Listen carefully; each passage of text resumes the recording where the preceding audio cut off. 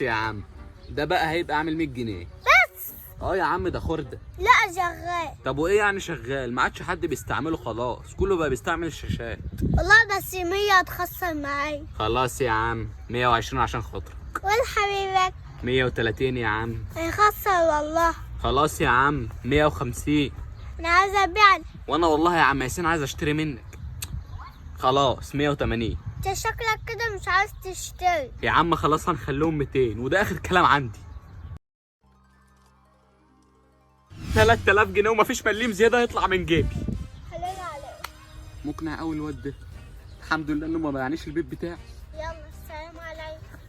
بقول لك ايه، ما تشغلني معاكم بالنص. 35% كويس. خلاص يا عم وانا موافق. يلا بينا. بيكي بيك